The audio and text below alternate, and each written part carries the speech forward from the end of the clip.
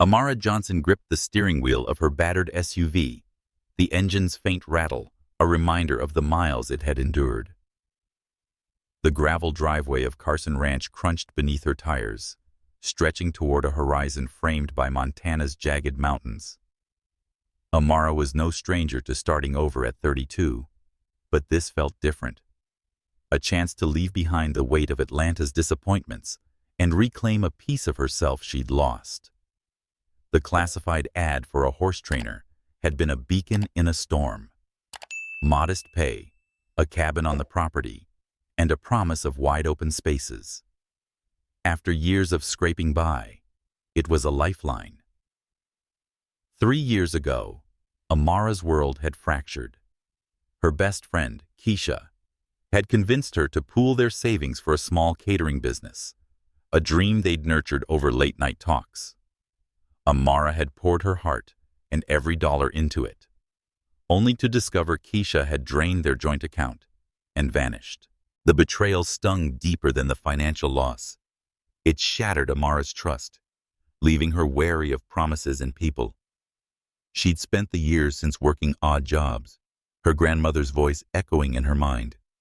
"Horses don't lie, Amara. They'll teach you to trust again." Her grandmother, a horse trainer in rural Georgia, had raised her after her parents' absence, filling her childhood with the scent of hay and the rhythm of hooves. When the Carson Ranch ad appeared, it felt like her grandmother's hand, guiding her back to that world. Amara eased her SUV to a stop near a sleek barn, its red paint gleaming under the morning sun. The ranch was more impressive than she'd imagined. Well-tended pastures stretched toward the horizon, dotted with grazing horses, their coats catching the light. Fences stood sturdy and white, and a row of modern equipment gleamed beside the stables. It was far from the modest farm she'd known, hinting at wealth she hadn't expected. She stepped out, her worn boots sinking into the gravel, and inhaled the crisp air, laced with pine and earth. For the first time in years, her shoulders relaxed. "You must be Amara," a deep voice called, warm and unhurried. She turned to see a man striding toward her, his faded plaid shirt tucked into jeans that bore the honest wear of work. He was white, tall, with a lean build honed by labor, his face tanned from days outdoors. Bright with curiosity, Hazel's eyes crinkled at the corners, framed by laugh lines, suggesting a ready smile. His dark hair was slightly tousled, as if he'd run a hand through it. Amara's breath caught, not just at his looks, but at the ease in his posture, like he belonged to this land as much as the horses did. "I'm Amara Johnson," she said, extending a hand, her voice steady despite the flutter in her chest. "Here for the horse trainer position." "Ethan Carson," he replied, his large hand engulfing hers in a firm, calloused grip. "I work with the horses here. I'll show you around." Amara nodded, noting the confidence in his stride as he led her toward the stables. His name, Carson, matched the ranch, but she brushed it off as a coincidence. Plenty of folks shared names with the places they worked. Still, something about Ethan felt layered, like a book with a hidden chapter. He moved with the assurance of someone who knew every inch of the land, yet his friendly demeanor put her at ease. The stable doors swung open, revealing a clean, airy space, filled with the soft nickering of horses and the sweet scent of hay. Amara's heart lifted. Memories of her grandmother's farm flooded back. Summer mornings spent brushing manes. The thrill of her first ride at 6. She'd been fearless then, a girl who believed the world was as honest as the animals she loved. Ethan led her to a chestnut mare, stroking its nose with a gentleness that made the horse nuzzle him back. "This is Willow," he said, glancing at Amara. "She's sweet but stubborn. Have you worked with horses before?" "Since I was a kid," Amara replied, stepping closer to Willow. She ran a hand along the mare's flank, feeling the familiar warmth. My grandmother had a small farm in Georgia. Nothing like this, but I learned to ride young. After she passed, I moved to Atlanta.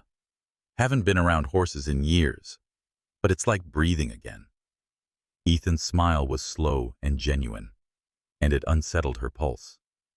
Sounds like you're home then. There it was again. That sense he was more than a ranch hand. His eyes held hers a moment too long, warm and searching, as if he saw more than she meant to show. Amara broke the gaze, focusing on Willow. She wasn't here for distractions, no matter how charming. She'd come to rebuild, to find solid ground after years of slipping. Yet, as Ethan showed her the tack room, pointing out the high-end gear with a casualness that didn't quite match its cost, questions nagged at her. Why was the equipment so new? Why did he carry himself like he owned the place? Cabins are this way, Ethan said, leading her past the barn to a cluster of small wooden structures nestled against a grove of pines.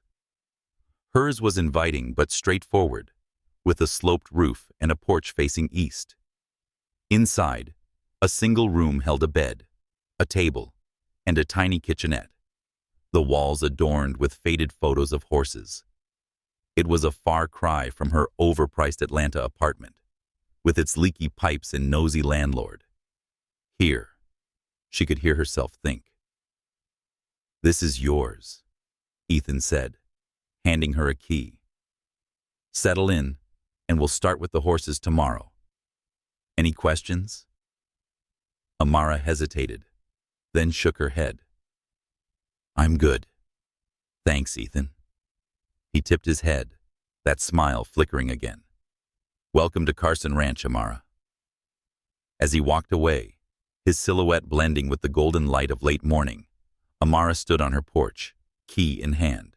The ranch stretched before her, vast and full of promise, but a quiet unease stirred in her gut. Ethan Carson was hiding something.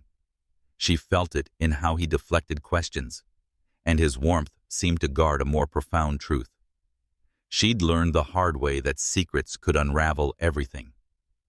Yet, a spark of hope flickered as she unpacked her few belongings.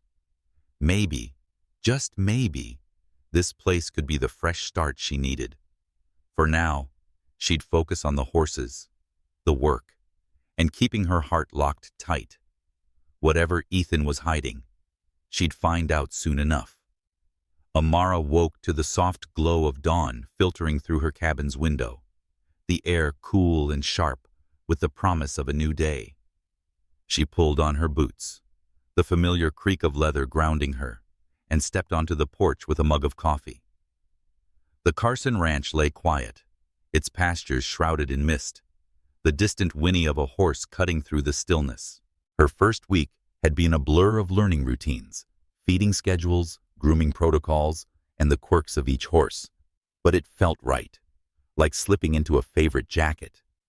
Today, she'd work alongside Ethan again, and the thought sent a flutter through her chest she wasn't ready to name. Ethan was already there at the stables, tossing hay bales with an ease that belied their weight. His plaid shirt was rolled to the elbows, revealing forearms corded from years of labor. He flashed her a grin as she approached, his hazel eyes catching the morning light. Morning, Amara. Ready to meet Eclipse? She nodded, setting her coffee on a ledge. Lead the way. Eclipse, a sleek black mare, stood in her stall, ears twitching warily. Ethan approached first, his voice low and soothing. She's skittish with strangers, but she's got heart. Takes patience. He stroked her nose, and Eclipse calmed, nuzzling his hand. Amara watched, impressed by his quiet confidence. Her grandmother had always said you could tell a person's soul by how they treated animals, and Ethan's gentleness spoke volumes. Your turn, he said, stepping back. Amara moved slowly, her hand steady, as she offered it to Eclipse. The mare snorted, then softened, pressing her muzzle against Amara's palm. Good girl, Amara murmured, a smile breaking free. Ethan's eyebrows lifted, a spark of admiration in his gaze. Not bad, he said. Most folks don't get that close on day one. I had a good teacher, she replied, nodding to the mare. My grandmother used to say horses mirror what you bring them. Trust gets trust. Ethan leaned against the stall, his expression curious. Sounds like she was wise. Tell me about her. Amara shared pieces of her past over the next hour as they mucked stalls and filled water troughs. Her grandmother, Leela, had run a small farm, teaching Amara to ride before she could tie her shoes. Those summers, filled with dusty trails and Lila's laughter, were her safest memories. Amara said she raised me when my parents weren't around, brushing eclipse. Taught me everything. Horses, hard work, keeping your word. She passed when I was 16, and I've been chasing that feeling of home ever since. Ethan's eyes softened, but he didn't pry. He said this place has a way of becoming home, his tone hinting at a story he wasn't ready to tell. What made you leave Georgia? Amara hesitated, the sting of Keisha's betrayal still sharp. Went to Atlanta for a fresh start. Tried to start a business, but it didn't work out. She kept it vague, not ready to unpack that wound. What about you? Always been a ranch hand here? Ethan's smile faltered, just for a second. Born and raised on this land. It's in my blood. He turned to grab a pitchfork, his answer smooth but incomplete. Amar's instincts prickled. There was more to him, something he was holding back. But before she could press, a voice interrupted. Amara, are you settling in? Clara, an older worker with a no-nonsense air, was carrying a saddle. Her tone was friendly, but her following words landed like a jab. Must be a change from the city, all that urban hustle.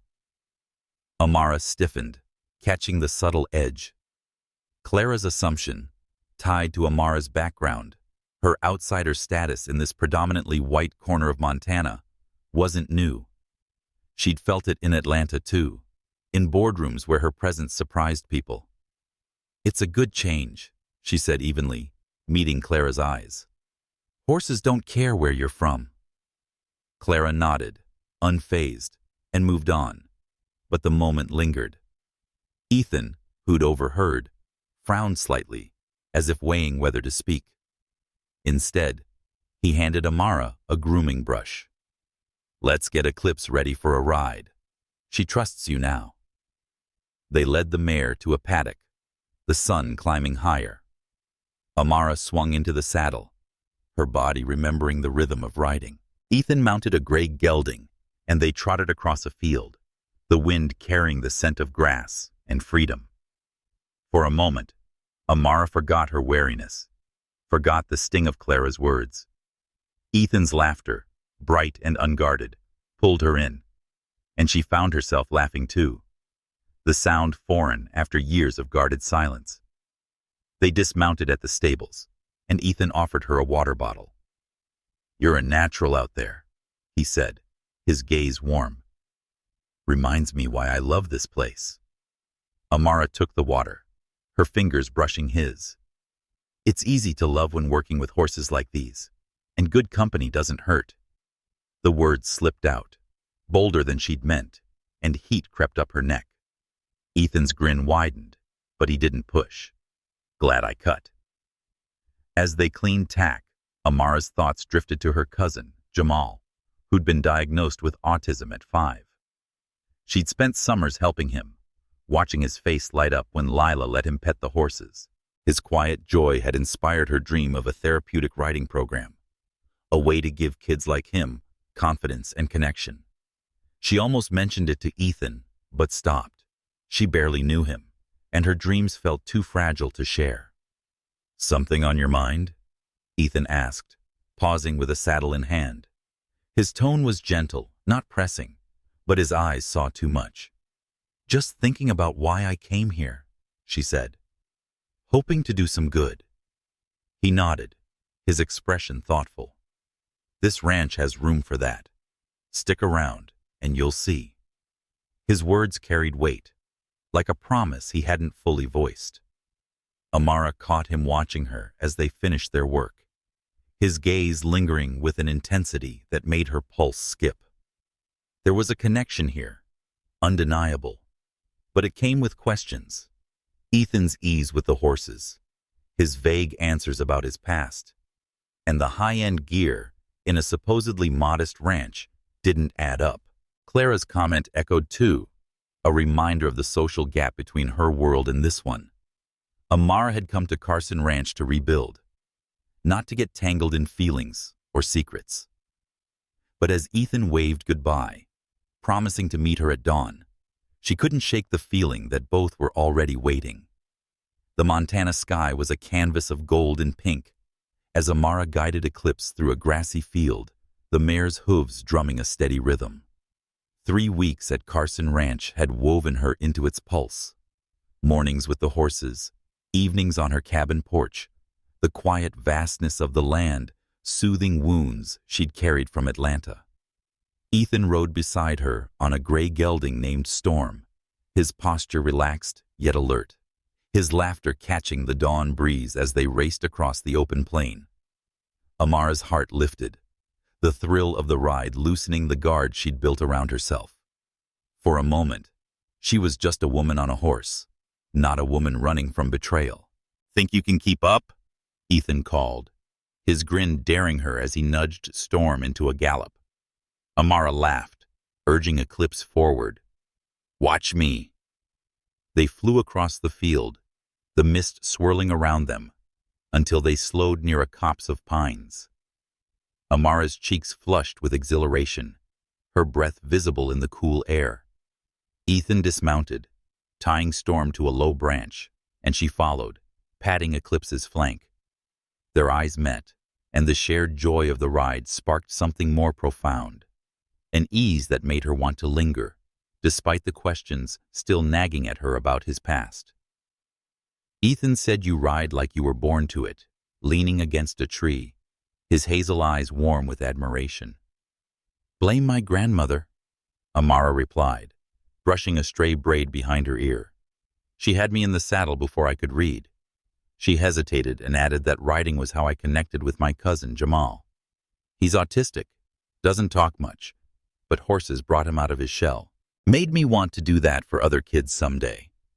Ethan's expression softened, intrigued. "Like a therapeutic program?" "Exactly." Amara's voice lit with passion. "Horses can help kids with disabilities, autism, cerebral palsy, find confidence and focus. It's something I've dreamed of starting. But," she trailed off, the weight of her failed business venture with Keisha creeping in. Dreams cost money and trust, things she'd lost. Ethan nodded, as if filing the idea away. "That's a good dream. This ranch could use more of that." His words were simple, but how he said them, earnest, almost personal, made her wonder again about his role here. He spoke like someone with influence, not just a worker. Before she could ask, a distant rumble of thunder rolled across the sky, dark clouds gathering fast. Ethan glanced up, frowning. "Storm's coming. We should check the fences. The last one got hit hard." They rode to the eastern pasture, where a section of fence sagged, splintered by a fallen branch. Rain began to fall, cold and insistent, as they dismounted. Ethan grabbed tools from a nearby shed, and Amara joined him without a word, their hands moving in sync to clear debris and hammer new posts. The work was grueling, mud slicking their boots, but their rhythm was seamless. Ethan passing nails, Amara driving them in, their shoulders brushing as they fought the wind. When the last post stood firm, they stepped back, soaked and breathless, sharing a triumphant grin. "Not bad for a city girl," Ethan teased, wiping rain from his brow. Amara smirked, shaking water from her jacket. "Told you I'm more than that." His laugh was warm, unguarded, and for a moment, the storm faded, leaving just the two of them. The air between them crackled, Not with lightning, but with something unspoken.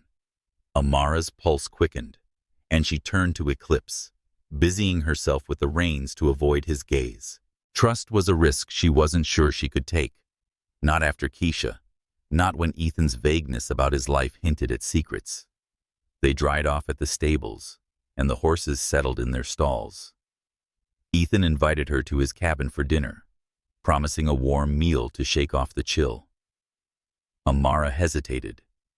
Every moment with him pulled her closer, and she wasn't sure she could afford that. But the thought of her quiet cabin, alone with her doubts, pushed her to agree. "All right," she said, "but I'm not eating anything burned." Ethan chuckled. "Deal." His cabin was larger than hers, cozy with a stone fireplace and shelves lined with books on horses and history. A guitar leaned in the corner, its strings catching the firelight. Over Chilean cornbread, they talked easily. Amara about her grandmother's farm, Ethan about the ranch's oldest mare, who'd outlived 3 owners. But when she asked about his life before the ranch, he deflected, saying, "Always been tied to this place." His phone buzzed on the counter, a sharp ring that broke the moment. He glanced at it, then silenced it, his jaw tightening briefly. "Work stuff?" Amara asked, her tone light but probing. "Something like that," he said, his smile not quite reaching his eyes. "Nothing worth ruining dinner over." She let it go, but the call lingered in her mind. It wasn't the first time she'd seen him dismiss a call or sidestep a question. The equipment in the stables, too, gleaming saddles, high-tech feeders, felt out of place for a modest operation. And Clara's comment last week, that jab about her urban roots, echoed faintly, a reminder she was still an outsider here. Ethan's warmth drew her in, but the gaps in his story kept her cautious. Ethan's hand brushed hers as they cleared the dishes, sending a jolt through her. "Thanks for today," he said, his voice low. "Fixing that fence in a downpour? Not many would have jumped in like that." Amara shrugged, masking the warmth his words sparked. "You needed help. I helped. That's how I was raised." "Your grandmother raised you right," he said, his gaze steady. "I'd like to hear more about her, and about you sometime." The sincerity in his voice caught her off guard, and she felt the pull to open up, to share the dreams she'd buried. But Keisha's betrayal flashed in her memory. Trust given, then broken. "Maybe," she said, stepping toward the door. "Thanks for dinner, Ethan. See you tomorrow." He nodded, disappointment flickering across his face, but he didn't push. "Sleep well, Amara." Outside, the rain had stopped, leaving a sky studded with stars. Amara returned to her cabin, and the night air was cool against her skin. Ethan was kind, capable, and undeniably compelling, but also a puzzle with missing pieces. His connection to the ranch ran deeper than he let on. She felt it in his ease with the land, the way he spoke of its future. And that phone call, brushed off too quickly, hinted at a life beyond the stables. She'd come to Carson Ranch to rebuild, to find purpose through her work, maybe even to make her dream of a therapeutic program real for kids like Jamal. Falling for a man with secrets wasn't part of the plan. Yet, as she climbed into bed, the memory of his laugh, his hand brushing hers, lingered, a quiet promise of something she wasn't sure she could resist. Amara brushed Eclipse in the stable, the mare's steady breathing a counterpoint to the storm brewing in her mind. A month at Carson Ranch had settled her into a rhythm, mornings riding with Ethan, afternoons training horses, evenings wrestling with the pull she felt toward him. His warmth, his quiet strength, had chipped away at her defenses, but doubts lingered. The sleek equipment, his cryptic phone calls, and the way he spoke of the ranch's future with an owner's certainty didn't fit a simple ranch hand. She'd come to Montana to rebuild, to chase her dream of a therapeutic riding program for kids like her cousin Jamal, not to get caught in someone else's secrets. Yet Ethan's laugh, his steady presence, kept drawing her in. Her thoughts were interrupted by voices outside the stable. Clara, the sharp-tongued worker, was talking to a younger hand, their words carrying through the open door. "Saw it in Forbes," Clara said, her tone smug. "Ethan Carson's on the list again. Richest under 40, worth $250 million. Runs this whole place. And then some." Amara froze, the brush slipping from her hand. Ethan Carson, millionaire? Owner of Carson Ranch? Her stomach twisted as Clara's words sank in. He'd let her believe he was just another worker, sharing dinners, fixing fences, all while hiding a truth bigger than the Montana sky. The betrayal stung, sharp and familiar, like Keisha's theft all over again. In Atlanta, she'd trusted too easily, pouring her savings and heart into a dream only to be left with nothing. Now, Ethan's omission felt like another knife, cutting through the fragile trust she'd begun to build. She marched to her cabin, the late afternoon sun casting long shadows across the gravel. Her boots kicked up dust, each step fueling her anger. Inside, she paced the small room, the photos of horses on the walls mocking her naivety. She'd opened up to Ethan, about her grandmother, Jamal, her dreams, while he'd played a role, letting her think they were equals. Was their connection a game to him? A rich man's amusement? The thought made her chest ache, not just with anger, but with something more profound, a grief for what she'd hoped they could be. A knock at the door startled her. Ethan stood on the porch, his plaid shirt damp from work, his hazel eyes bright with a smile that faltered when he saw her expression. "Amara? Everything okay?" She crossed her arms, her voice tight. "Were you ever going to tell me you own this ranch? That you're worth millions?" Ethan's face fell, the color draining from his cheeks. "You heard." "Not from you," she snapped, stepping onto the porch. "Clara was bragging about your Forbes list. $250 million, Ethan. And you let me think you were just another hand, struggling alongside me. Why?" He ran a hand through his hair, his shoulders slumping. "Can we talk? Please?" Amara hesitated, her instinct to shut him out warring with the part of her that still wanted answers. She nodded curtly, gesturing to the porch chairs. "Talk." Ethan sat, his hands clasped between his knees, his gaze fixed on the ground.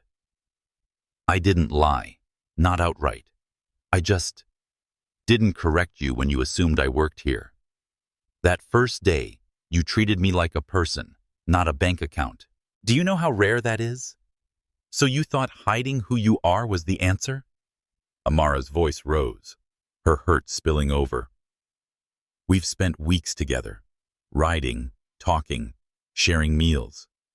I told you about my grandmother, cousin, and things that matter to me. And you couldn't trust me with the truth?" "It's not about you," Ethan said, meeting her eyes, his voice earnest. "It's about me. After my parents died, I inherited everything, the ranch, businesses, and more money than I knew what to do with. People changed.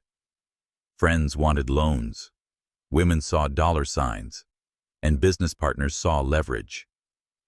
I got burned, over and over. When I met you, I saw a chance to be just Ethan, not the Carson name." Amara's anger wavered, his words stirring memories of her betrayal. Keisha's smile as she'd promised a future, then vanished with Amara's savings. It had taught her how trust could curdle. But understanding didn't erase the sting.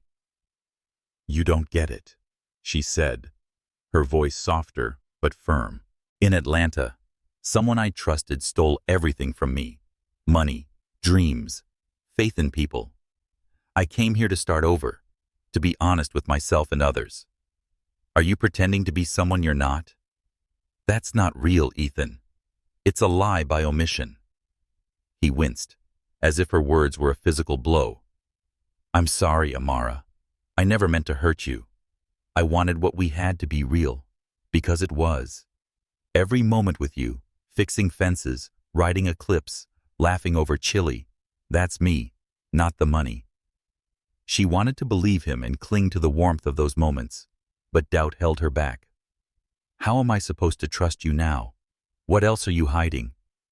Nothing, he said quickly, then paused, as if weighing his words. I swear, Amara, no more secrets, but I get that I've broken something. Tell me how to fix it.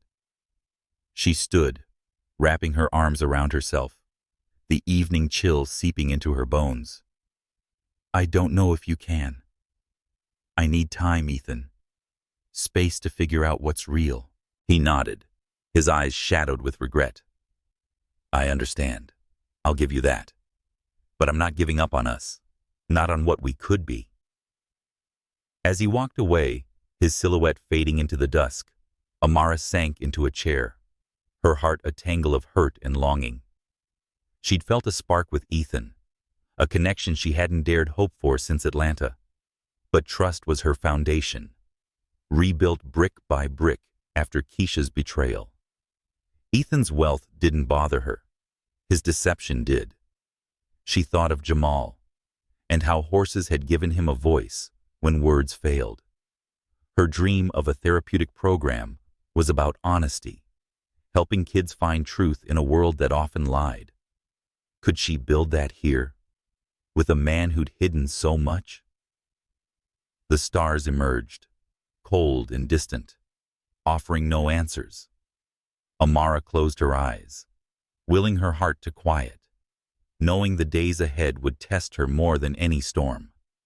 Amara tossed in her cabin's narrow bed, the sting of Ethan's deception keeping sleep at bay. The revelation that he was the millionaire owner of Carson Ranch had cracked the fragile trust she'd built, echoing the betrayal she'd fled in Atlanta. She'd shared pieces of herself, her grandmother's lessons, her dream of a therapeutic riding program for kids like her cousin Jamal, only to learn Ethan had hidden his true identity. The hurt lingered, sharp and raw, but a quieter ache stirred beneath it. She missed his laugh, the way he moved easily among the horses. Pushing the thought aside, she rose at dawn, determined to focus on her work and keep her distance. The stable was a sanctuary, the familiar scent of hay and leather grounding her. Amara was grooming Eclipse when a shout broke the morning quiet. Fire! Clara's voice rang out, panicked, from the direction of the hay barn. Amara's heart lurched. Dropping the brush, she sprinted outside, where a plume of smoke curled into the sky. The barn's roof was ablaze, flames licking at the wooden beams. Workers scrambled, some hauling buckets, others shouting for help. Amara grabbed a hose from a nearby trough, spraying cold water as she aimed it at the fire's base. Ethan appeared, his plaid shirt streaked with soot, his voice cutting through the chaos. Clara, get the horses out. Tom, call the fire department. His calm authority steadied the frantic crew. He spotted Amara and ran to her side, grabbing another hose. He said we need to keep it from spreading to the main stable. His eyes locked on the flames. They worked in tandem, water hissing against the heat, their movements synchronized despite the tension between them. Amara's arms ached, but she held the hose steady, driven by the thought of Eclipse and the other horses trapped nearby. Ethan directed workers to form a bucket line, his commands clear but never harsh. When a beam cracked overhead, he pulled Amara back just in time, his hand firm on her shoulder. Careful, he said, his voice low, urgent. The fire department arrived, and their sirens were a welcome relief. After an hour, the flames were out, leaving a charred husk of the hay barn, but the stables intact. Amara leaned against a fence, exhausted, her clothes damp with sweat and water. Ethan approached, his face smudged with ash, his hazel eyes searching hers. "You okay?" She nodded, catching her breath. "Just tired." "You?" "Same." He paused, his expression softening. "You were fearless out there, Amara. Running toward a fire? Most would have run the other way."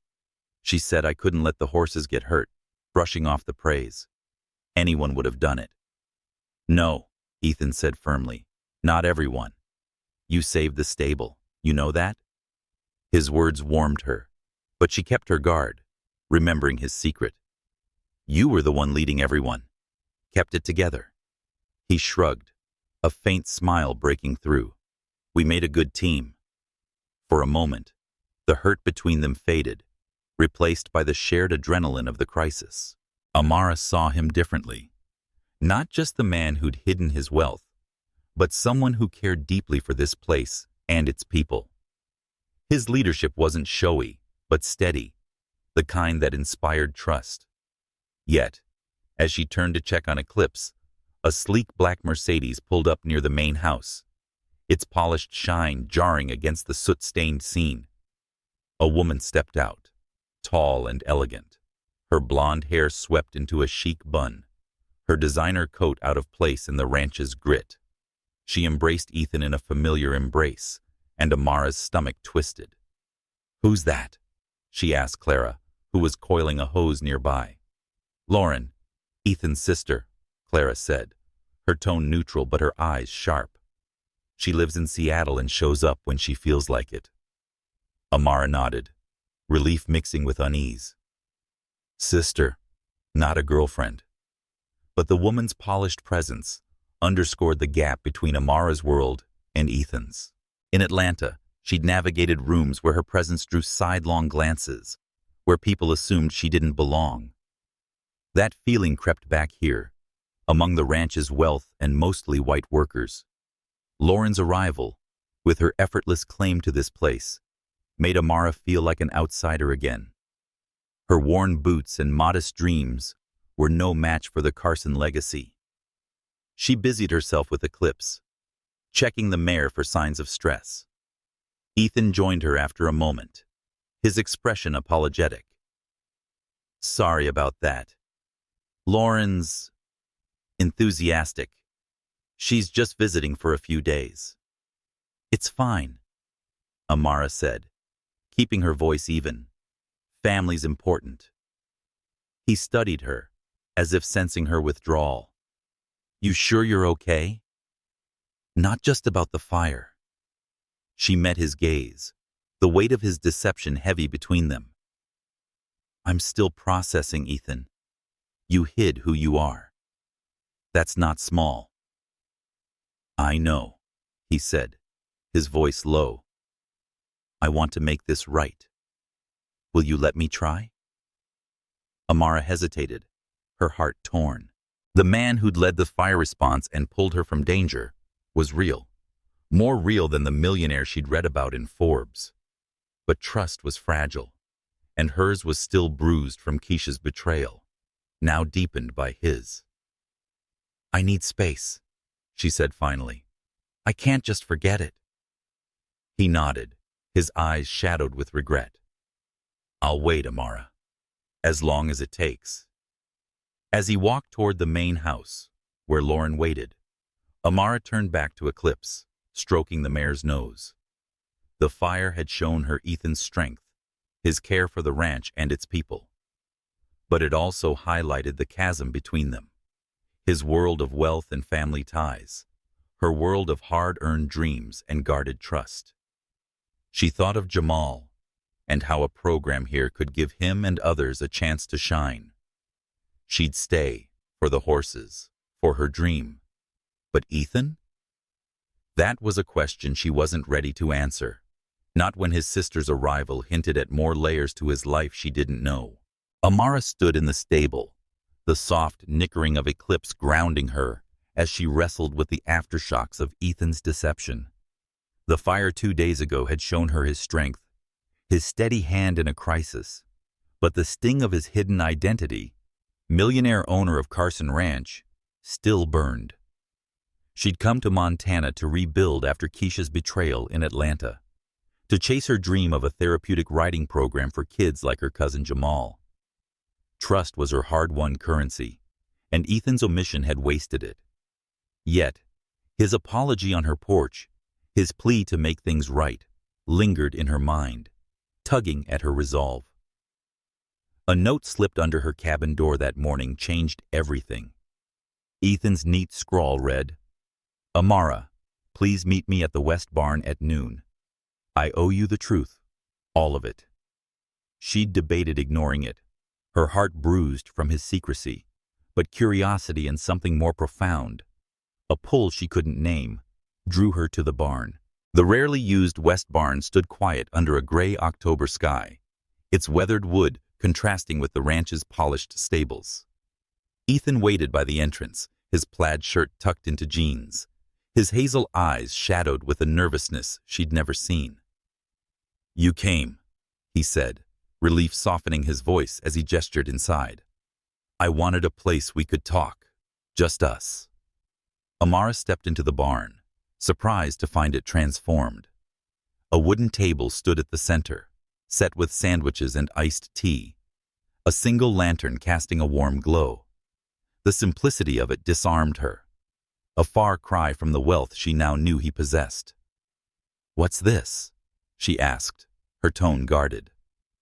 "Neutral ground," Ethan said, pulling out a chair. "Not my place, not yours. Somewhere we can be honest." She sat, her arms crossed, waiting. Ethan took the seat across from her, his hands fidgeting before he spoke. "I messed up, Amara. Hiding who I am was wrong, and I'm sorry. But you need to know more about why I kept things from you." "Then tell me," she said, her voice steady but sharp. "No half-truths." He took a deep breath, his gaze dropping to the table. "When I was 23, my parents died in a plane crash.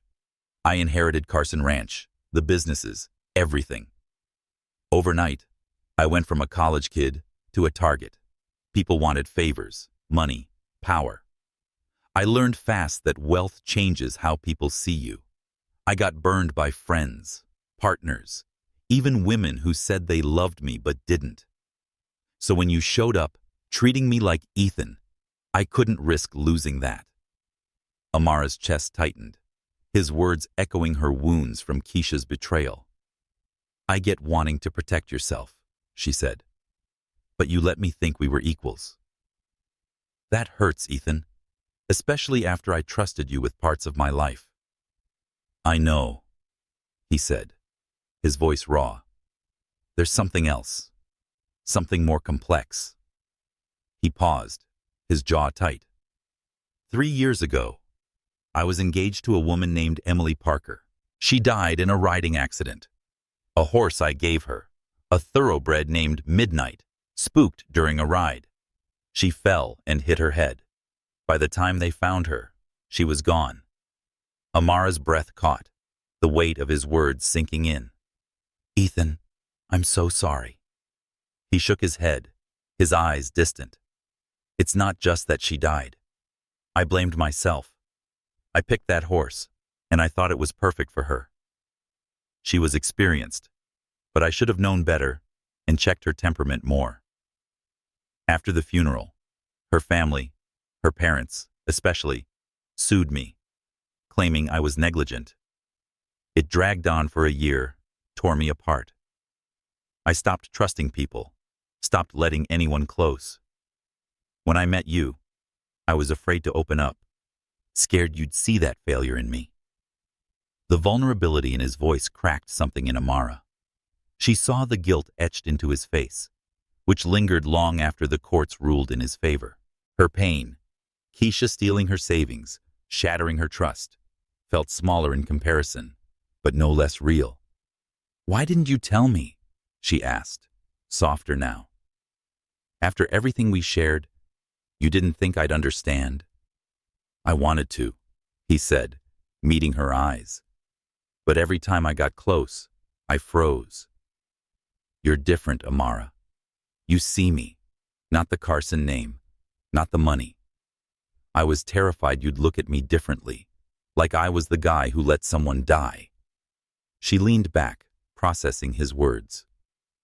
The barn's quiet amplified the weight of his confession, the lantern's glow casting shadows across his face. She thought of Jamal, how horses had given him joy when words failed, how her dream of a riding program was about healing. Ethan's guilt, his fear of being defined by his mistakes, wasn't so different. But trust was her line in the sand, and he'd crossed it twice now. First with his wealth, now with this. I need you to be honest with me, she said, finally. Not just about the big things, but all of it. I told you about my cousin, grandmother, and what matters to me. If we're going to work together, be anything to each other, I need to know you won't hide again. Ethan nodded, his expression earnest. No more secrets. I promise. Amara wanted to believe him, but doubt lingered, a reflex honed by betrayal. Before she could respond, a sleek black car pulled outside, visible through the barn's open door. Ethan's sister, Lauren, stepped out, her designer coat catching the wind. She waved, her smile bright but fleeting, and Amara's stomach nodded. Lauren's polished, privileged world felt miles from hers, a reminder of the gap Ethan's wealth created. Was his promise enough to bridge it? I should go, Amara said, standing. Thanks for telling me, Ethan. It means something. But I need time. He stood too, his hands in his pockets. I'll be here, Amara, whenever you're ready. The gray sky mirrored her thoughts as she walked back to her cabin. Ethan's confession had peeled back a layer, revealing a man haunted by loss. Not just wealth. But honesty was a start, not a fix. Her dream of a therapeutic program, of helping kids like Jamal, was her anchor. Could she build it here? With a man carrying ghosts? She was only beginning to understand. The answer lay somewhere in the days ahead, as uncertain as the clouds gathering overhead. Amara saddled Eclipse, the mare's calm presence steadying her as she navigated the turmoil of Ethan's revelations. His confession in the West Barn, his wealth, the tragic loss of his fiancée, Emily, had peeled back layers, revealing a man scarred by guilt and guarded by necessity. Yet the sting of his secrecy lingered, a reminder of Keisha's betrayal in Atlanta.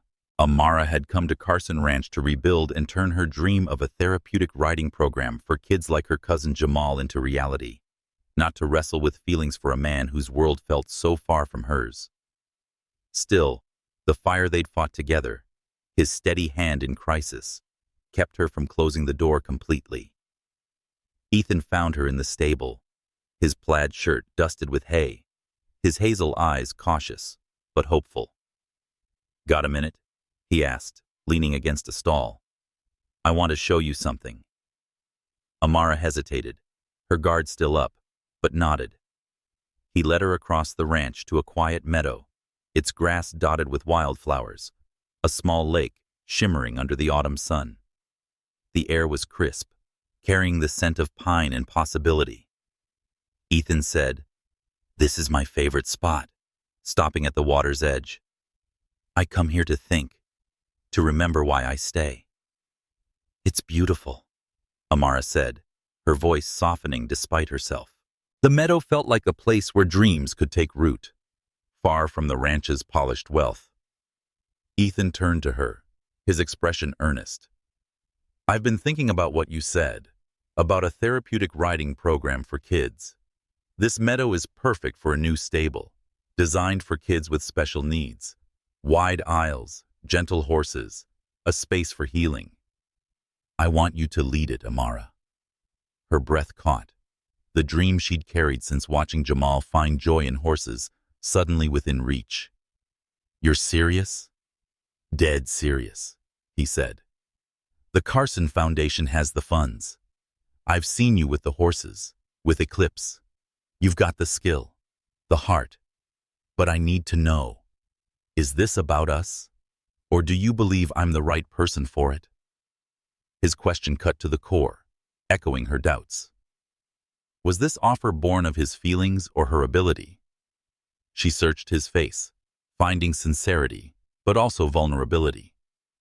Both, he admitted, before she could answer. I care about you, Amara, but I wouldn't ask if I didn't trust your talent. You're the best person for this. The honesty in his voice stirred her, but doubt lingered. I want this, she said, but I need to know it's real, not tied to whatever's between us. It's real, he said firmly. This is about the kids, about your vision. Amara nodded, her resolve strengthening. Then I'm in. Let's make it happen. The next day, the ranch buzzed with preparations for the annual Fall Festival, a fundraiser for local agricultural programs. Amara threw herself into the work, decorating the grounds with hay bales and string lights, her mind alive with plans for the riding program. By noon, families flooded the ranch, kids laughing on hay rides, adults browsing food stalls. Amara led pony rides, guiding a chestnut pony named Daisy for a line of eager children. A woman approached, her young son clinging to her hand, his eyes wide but distant. Is this safe for him? The woman asked, her voice tentative. He's autistic and doesn't always respond well to new things. Amara knelt to the boy's level, offering a gentle smile. Daisy's the sweetest pony we've got. She helped my cousin, who's like your son, feel safe. Want to try? The boy, maybe 7, nodded shyly. Amara helped him onto Daisy, strolling beside them. His face lit up, a quiet giggle escaping as Daisy plodded along.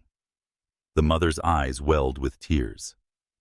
He hasn't smiled like that in weeks, she said. You're starting a program for kids like him. I heard Ethan talking about it. We are, Amara said, her heart swelling. It's for kids who need extra help to find confidence through horses. I'd sign him up tomorrow, the mother said. Thank you. The moment crystallized Amara's purpose. This was why she'd come here and stayed, despite Ethan's secrets.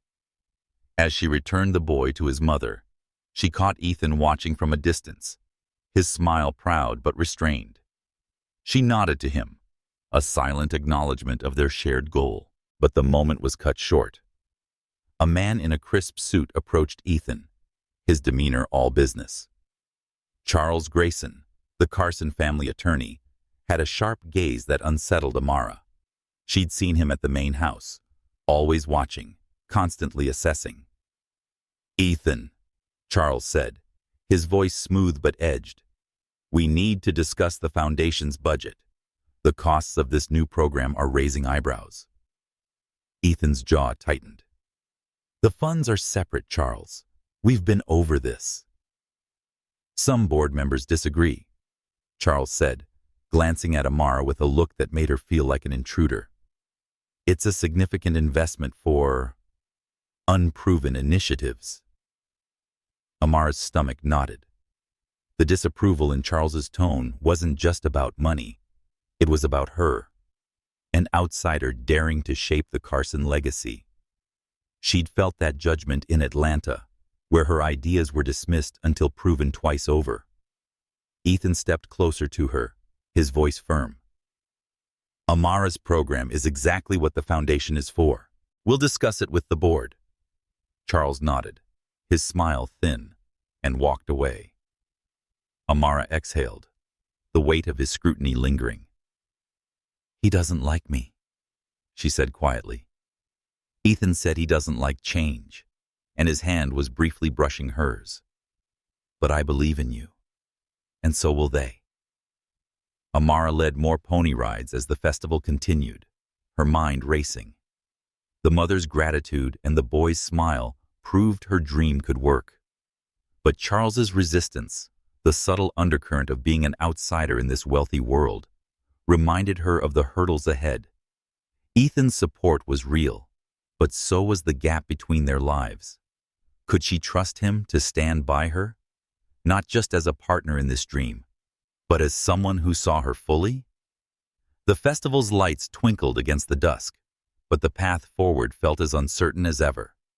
Amara's boots echoed on the polished hardwood of the Carson Ranch mansion, each step amplifying her sense of displacement. She'd moved into a guest room for the upcoming board meeting, a necessity to coordinate with Ethan's family about the therapeutic writing program. The room was grand. Four-poster bed, mountain views, antiques that seemed too delicate to touch. But it felt foreign, a stark contrast to her cozy cabin. Her dream of a program for kids like her cousin Jamal was taking shape, fueled by the memory of the festival boy's smile. But Ethan's secrets, his wealth, Emily's death, still cast a shadow over her trust. Charles Grayson's skepticism at the festival had only deepened her unease, his gaze marking her as an outsider in this world of wealth. Lauren, Ethan's sister, found Amara in the mansion's kitchen, where she was brewing coffee to steady her nerves. Unlike Amara's faded jeans, Lauren's designer sweater and confident stride belonged here. "Can I join you?" Lauren asked, her tone warm but direct. Amara gestured to a stool. "Help yourself." Lauren poured a mug, her manicured nails tapping the counter. "I wanted to talk before the board meeting. It's about Charles Grayson." Amara's grip tightened on her mug. "The lawyer who thinks my program's a waste of money?" Lauren nodded, her expression serious. "Charles has been with our family for decades, my father's right hand. He sees himself as the guardian of the Carson legacy, and he's protective, especially of Ethan. He's suspicious of you, Amara." "Me?" Amara's stomach nodded. "Why? Because I'm new?" "Because you're close to Ethan," Lauren said, her eyes softening. "Charles thinks you're influencing him, pushing this program for personal gain. He's wrong, but he's not the only one you must watch." Amara frowned, sensing a deeper warning. "Who else?" Before Lauren could answer, the doorbell chimed, echoing through the mansion. Ethan appeared, his plaid shirt a familiar anchor in the opulent hall. He said that'll be for the board dinner, then noticed Amara's tension. "Everything okay?" Lauren glanced at Amara, then stood. "Just catching up. I'll see you tonight." The dinner that evening was a blur of crystal glasses and polite chatter. The board members, Ethan's family and advisors, gathered around a mahogany table. Amara wore her best navy dress, a simple navy shift, but she felt underdressed among the tailored suits and designer gowns. Charles Grayson's cool gaze followed her, his questions about the program's budget sharp and probing. Ethan deflected them, his hand brushing hers under the table, a silent reassurance. But the arrival of a late guest shifted the air. Victoria Parker entered, elegant in a silk blouse, her blonde hair swept into a chignon. Her smile was polished, but her eyes held a calculating edge. Ethan stiffened beside Amara, his voice low. "Victoria, I didn't expect you." "Charles invited me," Victoria said, her tone smooth. "As a family friend, I wanted to support the Foundation's new direction." Her gaze flicked to Amara, assessing. "You must be Amara, the one behind this writing program." Amara nodded, her throat tight. "That's right. It's for kids with special needs, to help them through horses." "A noble cause," Victoria said, her smile not reaching her eyes. "My daughter, Emily, loved horses. She was engaged to Ethan. Such a tragedy, her accident." The room seemed to tilt. Amara glanced at Ethan, whose face had paled, his jaw tight. He hadn't mentioned Emily's connection to this woman. Amara managed. "I'm sorry for your loss," and her voice was steady despite the shock. Victoria's gaze lingered on Ethan, a hint of accusation beneath her poise. It was hard on us all. Ethan, you never talk about her anymore. Curious. Ethan's hand clenched around his glass. It's been 3 years, Victoria. I've moved on. The table fell silent, the board members exchanging glances. Amara's heart pounded. Ethan had told her about Emily's death, his guilt, but not that her mother was still part of his life. Another secret, another layer hidden. She excused herself, stepping onto the terrace. The cool night air was a relief against the suffocating tension. Ethan followed, his footsteps soft on the stone. Amara, I'm sorry. I didn't know she'd be here. Who is she to you? Amara asked, turning to face him, her voice sharp. You told me about Emily, but not that her mother's still around, acting like she owns a piece of you. What else haven't you told me? Ethan's eyes were pained, but he didn't look away. Victoria's family and mine go way back. After Emily died, her parents sued me and blamed me for the accident. It wasn't lovely, but it ended years ago. I thought she was here to make amends. She reached out recently and said she wanted to move past it. I didn't expect her to bring it up like that. Amara wrapped her arms around herself, the chill sinking deeper. You promised no more secrets, Ethan. But every time I think I know you, there's something else. How am I supposed to trust you? I'm trying, he said, stepping closer, his voice raw. I should have warned you about Victoria. I thought it was behind me. I'm not hiding anything else, I swear. She wanted to believe him, but the weight of his omissions, his wealth, Emily, now this, pressed against her. In Atlanta, Keisha's betrayal had taught her to guard her heart, to trust only what she could see. With its wealth and tangled history, Ethan's world felt like a maze she wasn't sure she could navigate. I need to focus on the program, she said finally. That's why I'm here. I can't keep getting blindsided. I understand, Ethan said, his voice quiet. But I'm not giving up on us. I'll prove you can trust me. As he returned to the dinner, Amara stayed on the terrace, staring at the darkened ranch. Victoria's presence, Charles's scrutiny, they weren't just about the program. They were tied to Ethan's past, a past that kept pulling him away from her. She thought of the festival boy, his smile as he rode Daisy, and why she'd fight for her dream. But could she build it here, with a man whose secrets kept unraveling? The stars offered no clarity, only a reminder of how far she'd come and how much further she had to go. Amara's breath fogged in the crisp morning air as she led Eclipse through the training ring, the mare's steady gait a counterpoint to the unease churning inside her. Victoria Parker's arrival at the board dinner last night, and her pointed mention of Emily's death, reopened wounds Ethan thought closed and deepened Amara's doubts. His promise of no more secrets felt fragile, tested by a past that seemed to linger in the shadows of Carson Ranch. She'd come here to rebuild after Keisha's betrayal in Atlanta, to make her dream of a therapeutic riding program for kids like her cousin Jamal a reality. But the ranch's polished wealth, the subtle judgment in Charles Grayson's gaze, and now Victoria's calculating presence made her feel like an intruder in a world she barely understood. Lauren's warning about Charles echoed as Amara returned Eclipse to the stable. The attorney's skepticism about her program wasn't just about budgets. It was personal, a guardrail around the Carson legacy she threatened to disrupt. As she brushed the mare, a sleek black SUV pulled up to the main house, its tinted windows gleaming. Charles emerged, his suit crisp, followed by Victoria, her silk scarf catching the breeze. They spoke in hushed tones, their heads bent close, and Amara's instincts prickled. Something was wrong. Too intimate for a casual meeting, too secretive for the open daylight.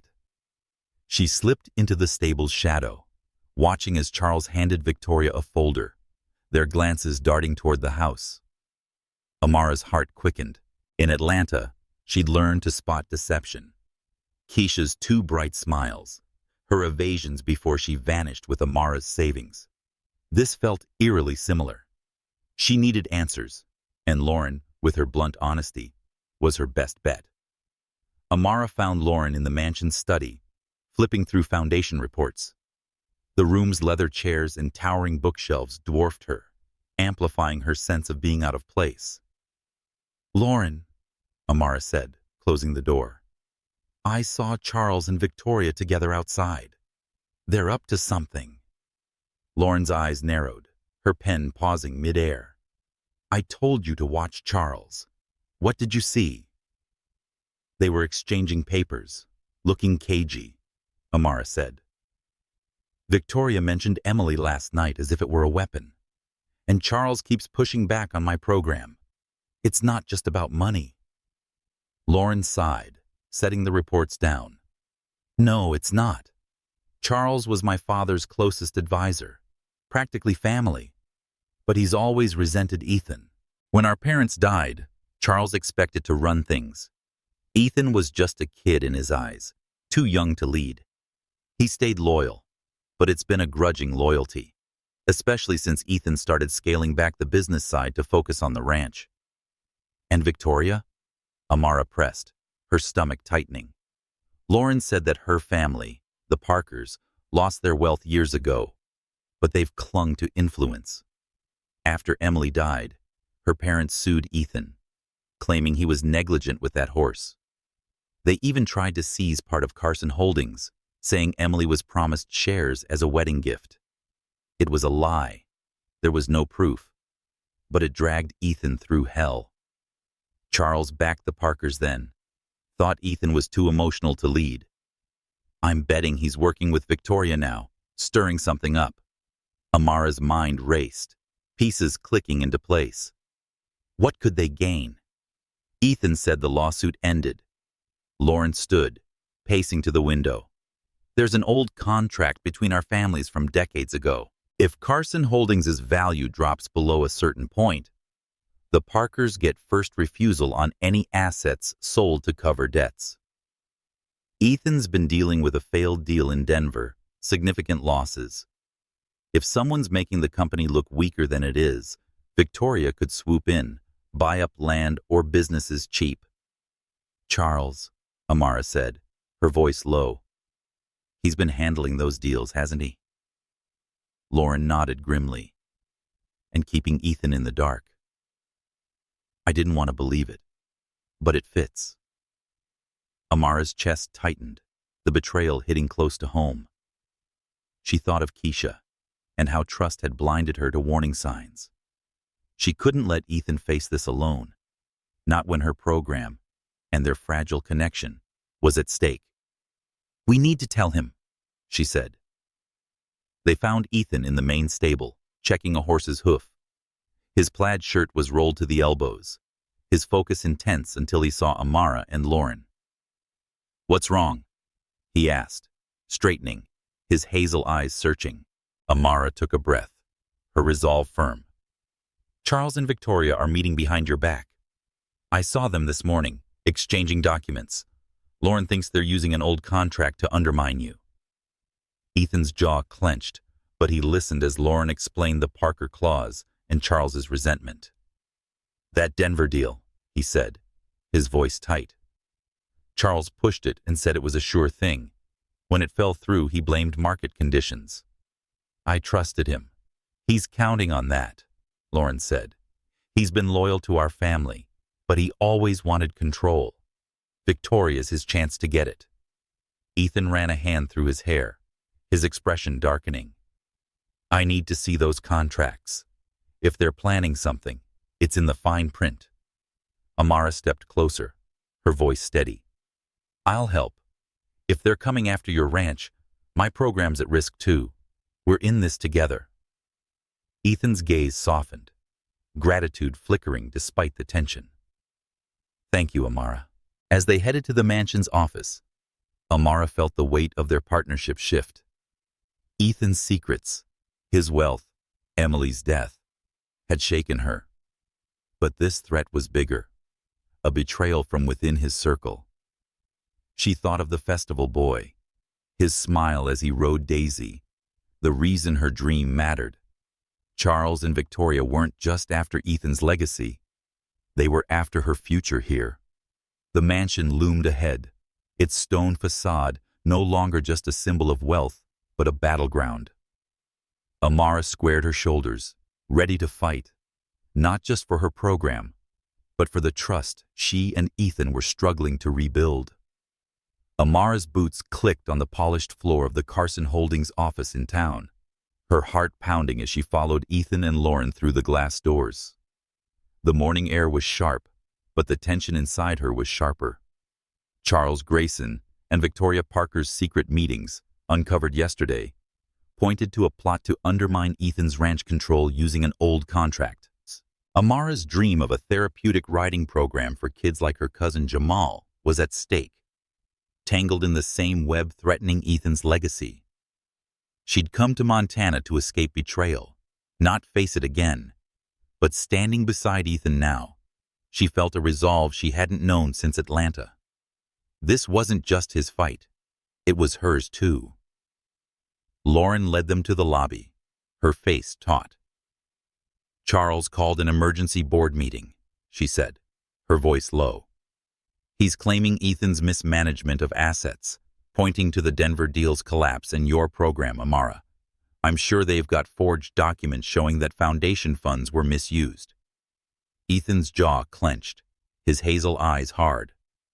Forged or not, they're making a move. Let's end this. Amara gripped a folder of notes she'd prepared overnight, detailing her program's budget to prove it used separate foundation funds. Her outsider status, felt in Charles's cold glances and the mansion's opulence, made her presence here bold, but she wouldn't let them dismiss her. She'd been silenced in Atlanta when Keisha stole her dreams. She wouldn't be silent now.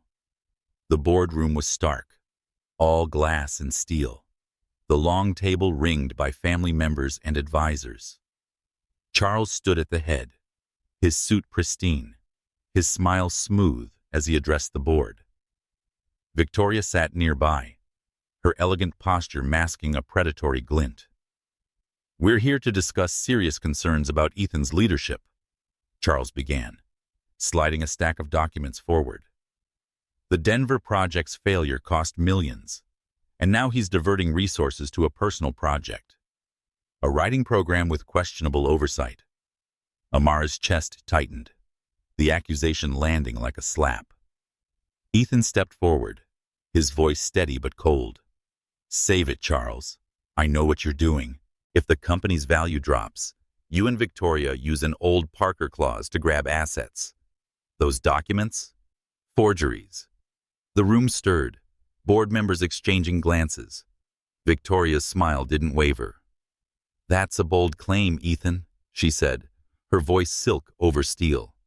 We're simply protecting the Carson legacy, something your father entrusted to Charles. My father trusted me to lead, Ethan shot back. And he'd be ashamed of your betrayal, Charles. 30 years as our attorney, and you're selling us out for what? A cut of Victoria's deal? Charles's composure flickered, a crack in his polished facade. Amara seized the moment, stepping forward, her folder in hand. The therapeutic writing program uses foundation funds, not company money, she said, her voice clear, despite the knot in her stomach. I've got the budgets here. Every dollar is accounted for and approved by the foundation board. What are these documents Charles is waving? They're lies. Check the signatures. They don't match Ethan's. She passed copies to the board, her hands steady, though she felt Charles's gaze like a blade. A murmur rippled through the room as members flipped through her evidence. Lauren leaned forward, her eyes sharp. Amara's right. I reviewed the foundation accounts last night. No company funds were touched. Charles, please explain why your documents show otherwise. Charles adjusted his tie, his calm unraveling. A clerical error, perhaps. No error, Ethan cut in, pulling a yellowed contract from his briefcase. The original Parker agreement. This clause gives the Parkers first refusal on assets if our valuation drops. Conveniently, Charles pushed the Denver deal, then hid its failure to make us look weak. Victoria's here to buy low, aren't you? Victoria stood, her poise slipping. You're paranoid, Ethan. I came to reconcile, not... You came to exploit, Ethan said, his voice like iron. 3 years ago, you and your husband used Emily's death to try to seize our holdings. Now you're back, using Charles to finish the job. The board erupted in whispers. An older member, Ethan's Uncle Thomas, cleared his throat. These are serious allegations. Charles, what's your response? Charles gathered his papers, his hands trembling slightly. I've only ever acted in the family's interest. Ethan's emotional decisions, his obsession with this program, his refusal to listen, prove he's unfit. Amara's anger flared. She said this program helps kids who need it, and her voice is rising. Kids like my cousin, who found joy through horses. It's not a whim. It's a purpose, funded cleanly. You're not protecting the family, Charles. You're betraying it for your gain. Her words hung in the air, the board's eyes on her. She felt the weight of their scrutiny, the unspoken question of her place in this wealthy world, but she stood tall. Ethan's hand brushed hers, a silent thank you, and she drew strength from it. Lauren spoke up, her voice firm. I move for an immediate audit of Charles's dealings and a vote to remove him as counsel. This smells like fraud. Thomas nodded. Seconded. The vote was swift and unanimous. Charles's face reddened as security escorted him and Victoria from the room, her protests fading down the hall. Ethan exhaled, his shoulders sagging with relief. It's over, he said, turning to Amara. You didn't have to stand up like that, but you did. Thank you. I wasn't just defending you, she said, her voice soft but firm. This was for the program, for the kids. But I'm glad I was here. Lauren clapped Amara's shoulder. You're tougher than you look. Good thing, too. Amara and Ethan lingered as the board dispersed, the room's silence starkly contrasting to the storm they'd weathered. Her heart still raced, not just from the confrontation, but from the partnership they'd forged. Ethan's secrets had hurt her, but today, he'd trusted her to stand beside him. Yet, Victoria's lingering threat and the board's sidelong glances reminded her she was still an outsider. Her dream was safe for now, but the fight had exposed a truth. Trusting Ethan meant facing his world, with all its shadows. She wasn't sure she was ready, but she wasn't walking away either. The meadow by the lake shimmered under a late afternoon sun, wildflowers swaying in the breeze as Amara walked beside Ethan. The boardroom showdown had left her drained but resolute, the sting of Charles Grayson and Victoria Parker's betrayal still fresh. They'd exposed the pair's scheme to undermine Carson Holdings, saving Ethan's legacy and her dream of a therapeutic writing program for kids like her cousin Jamal. Yet, the victory felt fragile, shadowed by the trust Ethan had broken with his secrets, his wealth, Emily's death, Victoria's lingering presence. Amara had stood by him in the fight, but her heart remained guarded, shaped by Keisha's betrayal in Atlanta and the constant reminder of her outsider status in the ranch's wealthy world. Ethan stopped at the lake's edge, his plaid shirt rolled to the elbows, his hazel eyes soft but serious. Thank you for yesterday, he said, his voice low. You didn't just save the program, Amara. You saved me. She crossed her arms, the breeze cool against her skin. I did it for the kids, for what we're building. But I'm still figuring out us. He nodded, his gaze steady. I know I've hurt you, keeping things back. My money, Emily, all of it. I want to fix that, starting with the whole truth. Amara's chest tightened, but she gestured for him to continue. I'm listening. Ethan sat on a fallen log, motioning for her to join him. She did, keeping a small space between them, the lake's gentle ripples a backdrop to his words. "Emily's death broke me," he said, his voice raw. "Not just because I loved her, but because I blamed myself. I chose that horse, and I thought it was perfect. I couldn't face how I'd failed her when it threw her. The lawsuit, her parents claiming I was negligent, made it worse. I shut down and stopped letting people in because they wanted something from me. Money every time I did, power, and Carson's name." He paused, his eyes meeting hers. "Then you came along. You saw me, Amara, not the ranch or bank account. I was scared to tell you who I was, scared you'd see the failure, the guilt. But hiding it was worse. I'm done with that." Amara's throat tightened, his vulnerability stirring memories of her pain. "I get being afraid," she said softly. "In Atlanta, I trusted Keisha with everything. My savings, my dreams for a business. She took it all and ran. It taught me to guard my heart, to question everyone's motives. When you hid who you were, it felt like that betrayal all over again." Ethan's hand hovered near hers, not touching. "I'm sorry, Amara. I should have trusted you with the truth from the start. You're not Keisha, and I'm not the man I was 3 years ago. You've shown me that." She looked out at the lake, the water reflecting the fading light. "It's not just about secrets. Your world, this ranch, the board, people like Charles and Victoria, it's not mine. I've felt it since I got here, how people look at me, like I don't belong. I'm fighting for my place and this program, but I need to know that you see me as an equal, not just someone you're saving." "I do," he said, his voice fierce. "You're not just equal. You're better than me in ways that matter. You've got heart, vision. That program, the way you fought for it yesterday, that's why I believe in you." His words warmed her, easing the knot in her chest. She thought of the festival boy, his smile on Daisy, and why her dream mattered. Ethan's support, his willingness to bare his soul, was rebuilding something she'd thought lost. "We both have scars," she said finally, "but we could heal them together." Ethan's eyes lit with hope. He reached into his pocket, pulling out a small wooden box. Amara's breath caught as he opened it, revealing a simple diamond ring, its facets catching the sunlight.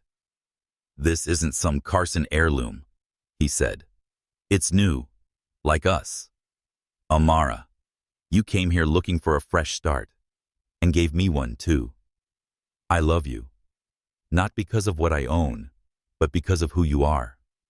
Will you marry me?" Tears pricked her eyes, not from doubt, but from the weight of his words. She saw the man who'd fought beside her, who'd trusted her to stand up in that boardroom, who saw her dream as clearly as she did. Her fears, Keisha's betrayal, the ranch's unwelcoming glances, faded against the truth of this moment. "Yes," she said, her voice steady. "I'll marry you, Ethan, because of who we are together." He slipped the ring onto her finger, its weight a promise, and pulled her into his arms. His kiss was gentle, deepening, a vow sealed in the quiet meadow. When they parted, he rested his forehead against hers, his breath warm. "I love you, Amara. No more hiding." "I love you too," she said, her heart full. "Just keep being you, the man who fights for what's right, who believes in my dream." As they sat, hand in hand, watching the sun dip below the mountains, Amara felt a shift. Once a symbol of a world she didn't fit in, the ranch became where she could belong. Her program, love for Ethan, and fight against betrayal were all part of the same journey. The meadow stretched before them, a canvas for the future they'd build, not as owner and trainer, but as partners, bound by trust and a shared vision. The doubts that had haunted her were still there, but they were quieter now, overshadowed by the certainty of his hand in hers. Amara stood in the newly renovated south stable, the scent of fresh wood and hay mingling with the soft nickering of horses. 6 months had passed since the boardroom showdown, where she and Ethan had exposed Charles Grayson and Victoria Parker's plot to seize Carson Ranch. The victory had cemented their partnership, not just in saving the ranch, but in rebuilding trust. Ethan's proposal by the lake, his simple diamond ring now gleaming on her finger, had marked a turning point, a promise to face the future together, scars and all. Today, the therapeutic riding program she'd dreamed of for kids like her cousin Jamal was opening, a testament to their shared vision. The stable buzzed with quiet anticipation. Wide aisles, designed for accessibility, led to stalls housing gentle horses trained for therapy. Amara adjusted a saddle on Eclipse, the once skittish mare now calm and steady, her dark eyes soft as she nuzzled Amara's hand. The program's first participants, children with autism, cerebral palsy, and other challenges, were arriving, their voices a mix of excitement and nerves. Amara's heart swelled, and the memory of Jamal's joy on her grandmother's farm was vivid. This was why she'd come to Montana and stayed, despite Ethan's secrets and the ranch's unwelcoming edges. A boy named Liam, small and quiet with autism, approached with his mother, his eyes fixed on the ground. Amara knelt beside him, her voice gentle. "Hey, Liam. This is Eclipse. She's kind. Want to meet her?" Liam hesitated, then nodded, his fingers twitching. Amara guided his hand to Eclipse's muzzle, and the mare stood still, her warmth drawing a tentative smile from him. "She likes you," Amara said, and Liam's smile widened, a spark of confidence in his eyes. His mother's face softened with relief, mirroring the gratitude Amara had seen at the festival months ago. "Thank you," the mother whispered. "He's never connected like this before." Amara's throat tightened, the moment anchoring her purpose. She led Liam through his first ride, walking beside Eclipse as he gripped the reins, his laughter breaking the morning quiet. Other children followed, their faces lighting up as they bonded with the horses, each step a small victory. The program wasn't just about riding, it was about trust, healing, giving kids a voice through animals who understood without words. Ethan appeared beside her, his plaid shirt familiar, his hazel eyes bright with pride. "Look at their faces," he said, wrapping an arm around her waist. "You did this, Amara." "We did this," she corrected, leaning into him. "You believed in it when I wasn't sure I could." He smiled, pressing a kiss to her temple. "Couldn't have done it without you." As the session ended, Amara and Ethan walked to the meadow by the lake, their special place where wildflowers bloomed despite the spring chill. The sun dipped low, painting the sky in hues of orange and pink, and they sat on their familiar log, hands entwined. The ranch stretched before them, no longer just a symbol of wealth, but a home where Amara had carved a place. The sidelong glances from workers and the subtle judgments she'd felt as an outsider had faded as she'd proven herself to Ethan and the community. The program's success, Liam's smile, had shifted something, making her belong in a way she hadn't expected. "I've been thinking," Ethan said, his voice soft. "This program, it's more than a project. It's a legacy, something real we're building together." Amara nodded, her ring catching the fading light. "It's what I came here for. I want to make a difference, like my grandmother did for me, like I wanted for Jamal. But I didn't expect to find you, too." Ethan's gaze softened, his thumb tracing circles on her hand. "I was lost in my way, guilt over Emily, expectations I didn't want. You showed me I could be more than the Carson name. You're my home, Amara. Her heart swelled, the last of her doubts melting. In Atlanta, Keisha's betrayal had taught her to guard herself, but Ethan's honesty, his fight for their shared dream, had rebuilt her trust. You're mine too, she said, her voice steady. The man who rides with me, who fights for what's right. That's enough. They kissed, the moment sealing a bond forged through fire, betrayal, and redemption. Amara looked out at the meadow as they pulled apart, envisioning the stable they'd built and the children it would help. The ranch was no longer a place of secrets or exclusion. It was a canvas for healing, love, and a future she and Ethan would shape together. As dusk settled, they walked back hand in hand, the stable's lights glowing in the distance. Eclipse stood calmly in her stall, a therapy horse now, her transformation mirroring Amara's own. The Carson mansion loomed ahead, its stone facade welcoming rather than imposing. It was a home, not just for Ethan's legacy, but for their shared purpose. A place where past wounds could heal, where new dreams could grow. Amara squeezed Ethan's hand, knowing whatever came next, they'd face it as equals. Their love and trust, the richest legacy of all.